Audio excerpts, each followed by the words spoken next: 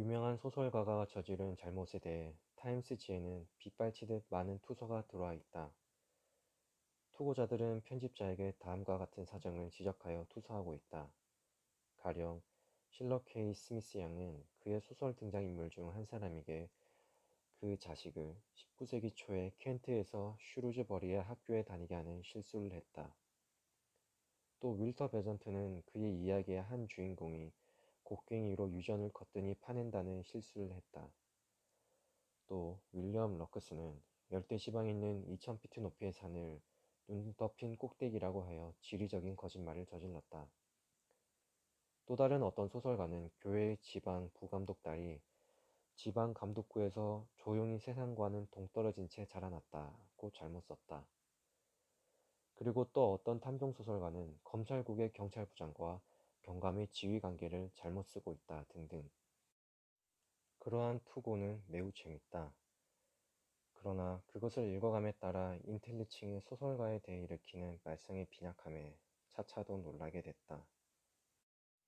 가장 싸움을 좋아하는 변호사라도 만약 이렇듯 빈약한 소설 사건이 그의 손에 넘어온다면 변호 의뢰인에게 사건을 법정까지 가져가지 말라고 충고했을 것이다. 기소장이 끝났을 때 소설가는 의기양양해서 클라이브 경의 다음과 같은 말로 고소인에게 대답했을 것이다. 즉, 재판장님, 정말 제가 참을성이 있었다는 데 놀라고 있습니다. 하고. 왜냐하면 이것이 소설가에 대해 말할 수 있는 최악의 것이라고 한다면 소설가란 전기작가나 역사가처럼 사실을 다루는 것을 전문으로 하고 있는 사람들에 비해 그야말로 정확성의 마술사가 될 것이니까.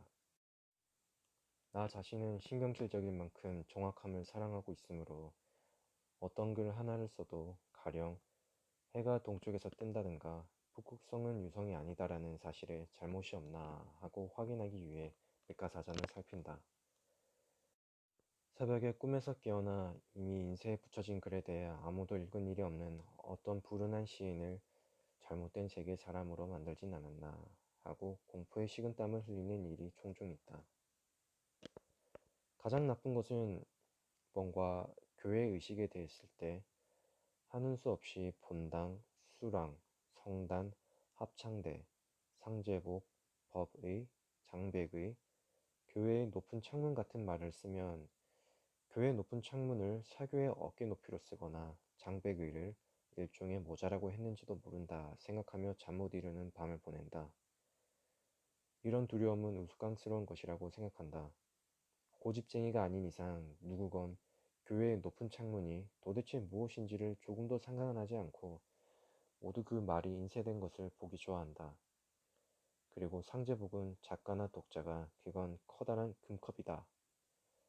나는 그것을 그저 컵이라고 생각하고 싶지만 라고 생각하건 의복이라고 생각하건 문장 속에서는 마찬가지로 인상적인 말이다. 보통 독자에게는 아무 뜻도 없고 또 모두가 즐겨 읽는 말, 즉 그 뜻 때문이 아니라 우리의 오간에 그 말이 호소하기 때문에 우리가 사랑하는 말이 많이 있다. 시인이 노곡수, 녹주석, 붉은 무늬 만호, 옥수 등의 말을 쓸 때 그가 정확하건 않건 누가 관심을 두겠는가. 그러나 그러한 말은 지능의 미의 희미한 모습밖에 전해주지 않지만 그래도 젊었을 때 이런 말에 감동하지 않은 사람이 있었을까? 바로 테일러와 커터지의 편집자가 오거스터스 존 씨나 윌리엄 오펀경 및 그 밖의 현대의 가장 저명한 화가들이 그 모델에게 입힌 옷에 대해 저지른 잘못을 폭로하듯이 아주 무능한 보석상의 조수라도 만약 시인들이 귀금속 유에 대해 말할 때면 틀림없이 그 시인의 숱한 잘못을 지적할 수가 있을 것이다. 그러나 시인은 그러한 잘못에도 불구하고 보석상의 조수가 그렇듯 정확한데도 우리에게 말해줄 수 없는 무엇인가를 알려주고 있다. 물론 사람은 성장함에 따라 시 속에서의 희금속류를 이전보다는 사랑하지 않게 된다. 그래도 역시 사람들이 금록석이라는 말의 음량을 좋아한다면 그 말을 쓰는 시인이 금록석이 무엇인지 알고 있건 모르고 있건 사실은 아무래도 좋을 것이다. 사실은 작가의 유일한 치명적 과오는 재미가 없다는 점에 있다. 역사가라도 그것 이외의 잘못은 모두 용서될 수 있을 것이다. 프루드의 부정확성은 3대에 걸쳐 웃음거리가 되었지만 우리는 그래도 그를 수종한 다른 역사가의 많은 것을 읽는 것보다 훨씬 쉽게 그의 것을 읽을 수가 있다. 나는 작가는 그 사실을 증명하기 위해 쓸 필요는 없다고 말하고 싶진 않다.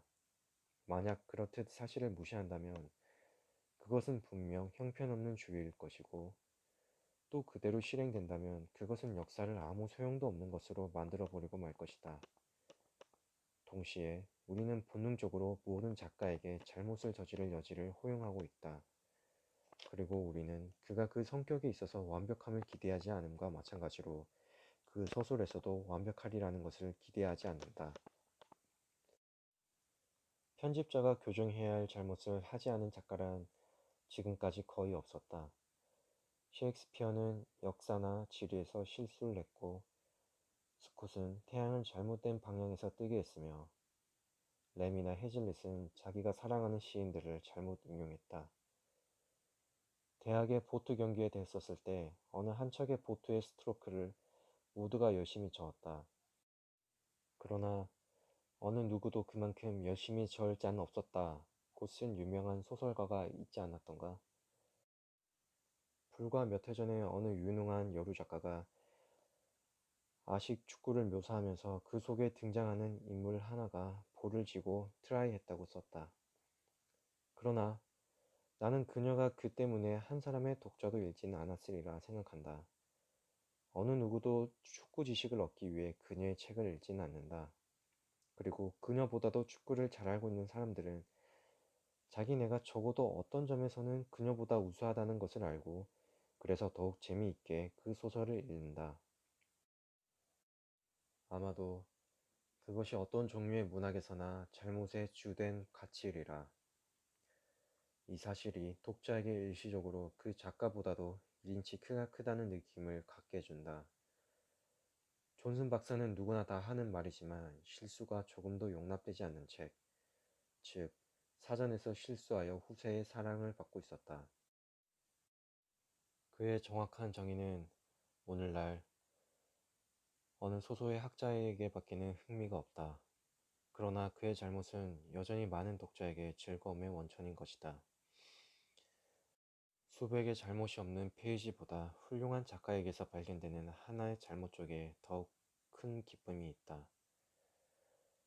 아주 무미건조한 학자가 오셀로의 시대에 베네치아라는 고정에 무어인이 살지 않았다는 것을 갑자기 발견했다면 얼마나 정열적으로 그는 그 사실에 대해 타임스지에 투사하겠는가. 오셀로의 그 뛰어난 시구로도 셰익스피어가 잘못을 저질렀다는 증거만큼 그의 가슴을 두근거리게 하지는 못했으리라. 신문에 나타나는 모든 투서 중에서 잘못을 지적하는 일만큼 정신적인 기쁨을 지니고 쓰여진 것이란 거의 없다. 정말로 잘못을 찾아다니는 사람은 새로운 금강을 찾아 몰리는 시대의 사람들이 금을 찾아다니는 곳과 같이 잘못을 찾는 사람이다. 그의 찾았다는 말은 불멸의 글귀에 대해서가 아니라 쥐리나 조류학 또는 문법에 대해 사소한 과오에 대해서 뱉어지는 것이다.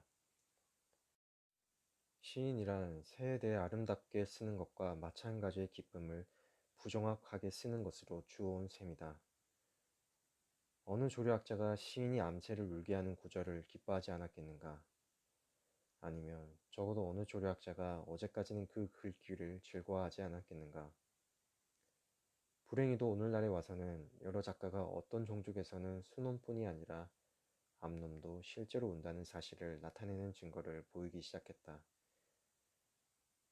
이 이론이 사실인지 어떤지를 나는 모르지만 만약 사실이라고 한다면 오늘날 시인은 지난날 조류학자가 시인들의 잘못에서 얻었던 것과 마찬가지의 즐거움을 조류학자의 잘못에서 얻고 있는 것이다.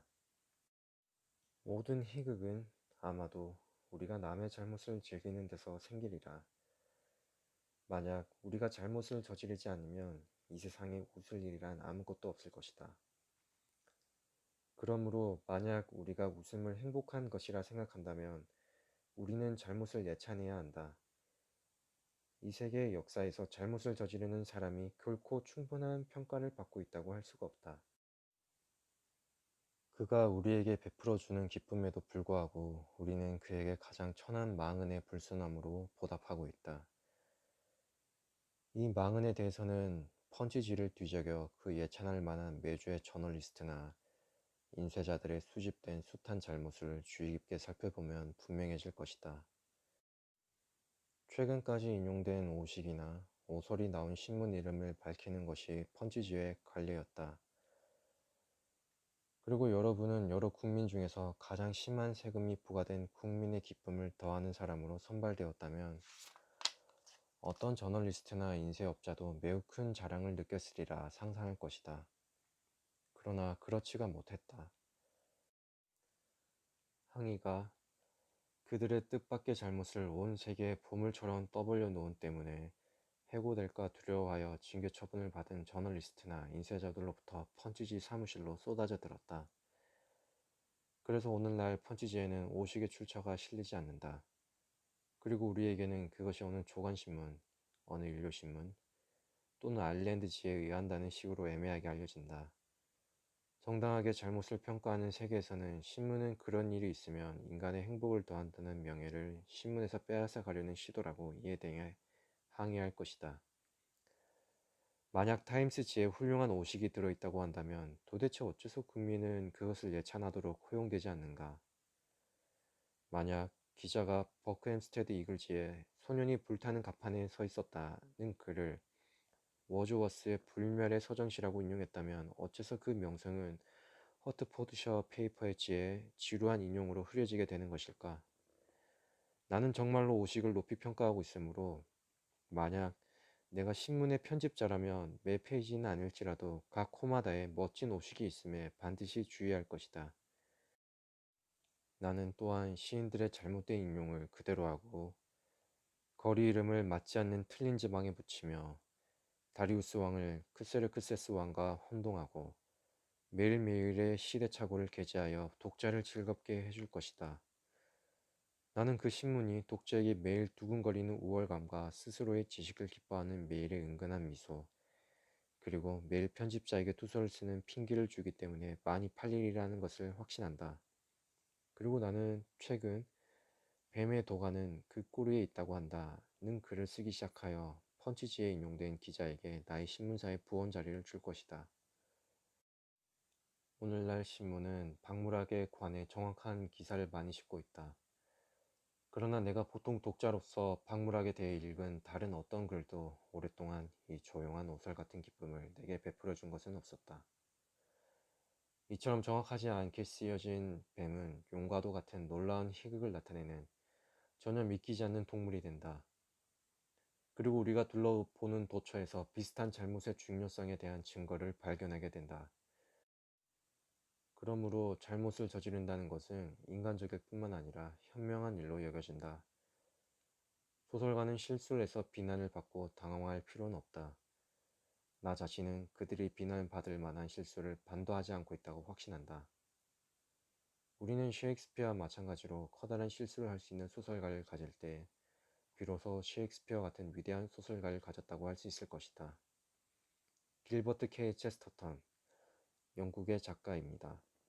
시, 극, 소설, 평론 등 모든 문학 분야에서 광범위한 활동을 했습니다. 놀랍고도 뛰어난 착상과 역설적인 논법, 그리고 시사 문제의 터치로 유명합니다.